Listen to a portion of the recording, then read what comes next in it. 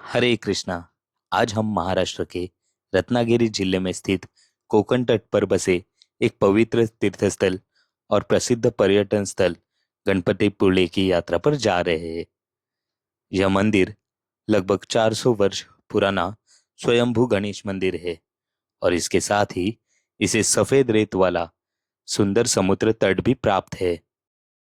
यदि आप यहाँ आना चाहते हैं तो आप रेलवे, नहीं तो महाराष्ट्र राज्य की एसटी सेवा, नहीं तो अपने निजी वाहन से यहाँ आ सकते हो। अगर आप रेलवे से आ रहे हैं तो सबसे पहले आपको रत्नागिरी रेलवे स्टेशन पहुंचना होगा। रत्नागिरी स्टेशन से गणपतिपुले की दूरी लगभग 40 किलोमीटर है। वहां से मंदिर तक पहुंचने के लिए प्राइवेट टैक्सी, ऑटो रिक्शा या सरकारी बसेस उपलब्ध है। महाराष्ट्र राज्य परिवहन मंडल इनकी बसेस मुंबई, पुणे, कोल्हापुर, नासिक इत्यादि शहरों से गणपतिपुले के लिए सीधी बस सेवा प्रदान भी करते हैं। यहाँ ठहरने के लिए कई निजी होटल, एमटीडीसी मतलब महाराष्ट्र टूरिज्म डेवलपमेंट कॉरपोरेशन और भक्त निवास जैसी सुविधाएं उपलब्ध है। फिर भी मैं आपको सुझाव दूंगा कि यहाँ आने से पहले रहने की व्यवस्था आप यहाँ पर पहले ही करके आए, ताकि आखिरी समय में किसी भी प्रकार की परेशानी आपको ना हो। अभी हम पहुंच गए गणपतिपुले मंदिर के पास और ये सामने से कुछ इस तरह से दिखता है। यहाँ पर आप आपके जूते चप्पल जमा करके डायरेक्टली लाइन में लग सकते हो। यहाँ पर सनसेट ऑलरेडी हो चुका था, इसके वजह से मुझे ये नज़ारा भी देखना था। मंदिर बिल्कुल समुद्र तट के किनारे स्थित है। बहुत से श्रद्धालु मंदिर में दर्शन करने के बाद यहाँ वाटर स्पोर्ट्स का आनंद लेते हैं। छुट्टियां होने के कारण बहुत सारे पर्यटक यहाँ पर आए हुए थे। धीरे धीरे हम भी मंदिर की तरफ बढ़ रहे थे। समंदर किनारे से मंदिर तो बहुत ही खूबसूरत लग रहा था।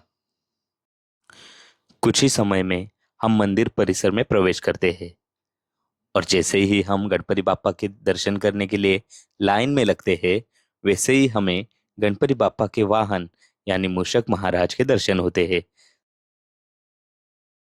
सभी श्रद्धालु अपनी मनोकामनाएं मूषक महाराज के कान में कहते हुए दिखाई देते हैं।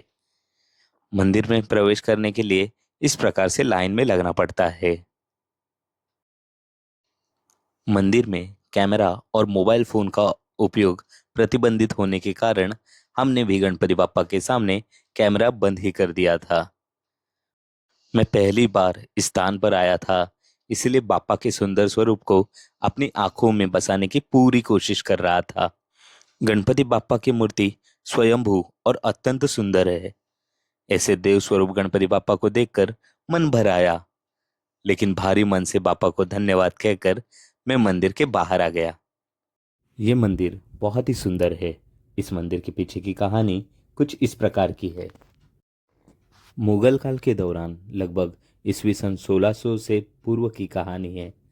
जिस स्थान पर आज स्वयंभू गणेश मंदिर स्थित है, उस समय वहां पहाड़ की तल पे एक केवड़े का वन था। उसी स्थान पर बाल भट्टजी भिड़े नाम के एक ब्राह्मण रहते थे। वे गांव के प्रमुख थे। मुगल काल के दौरान भिड़े जी पर एक बहुत बड़ा संकट आ पड़ा। भिड़े जी अत्यंत दृढ़ निश्चयी थे और गणपति बापा पर उनकी अपार श्रद्धा थी। जब तक आया हुआ संकट दूर नहीं होगा, तब तक मैं अन्न ग्रहण नहीं करूंगा, ऐसा निश्चय करके उन्होंने अपने आराध्य देव गणपति बापा की उपासना करने हेतु इस केवड़े के वन में तपस्या के लिए निवास किया। अन्न जल का त्याग करने वाले भिड़े जी को एक दिन दिव्य दर्शन हुआ, जिसमें भगवान गणेश ने कहा, मैं इस स्थान पर भक्तों की मनोकामनाएं पूर्ण करने के लिए दो गंडस्थल और दंतयुक्त स्वरूप धारण करके प्रकट हुआ हूं। मेरा निराकार स्वरूप यही पर्वत है। तुम मेरी सेवा, अनुष्ठान और पूजा अर्चना करो, तुम्हारा संकट दूर हो जाएगा। उसी कालखंड में खुद भिड़े जी की गाय कई दिनों तक दूध नहीं दे रही थी, इसीलिए ग्वाले ने उस पर बारीकी से ध्यान रखना शुरू किया। तब उसने देखा कि जहां आज गणेश मूर्ति स्थित है, वहां पहाड़ की एक शिला पर गाय के स्तनों से निरंतर दूध का अभिषेक हो रहा था। यह बात उसने भिड़े जी को बताई। उन्होंने तुरंत ही पूरे परिसर की साफ सफाई करवाई और उन्हें दर्शन में बताए गए गणपति बाप्पा की स्वयंभू मूर्ति यहाँ प्राप्त हुई। इस स्थान पर घास फूस की एक छत डालकर भिड़े जी ने एक छोटा सा मंदिर बनाया। सभी धार्मिक अनुष्ठान और पूजन विधियां भिड़े जी द्वारा आरंभ की गई।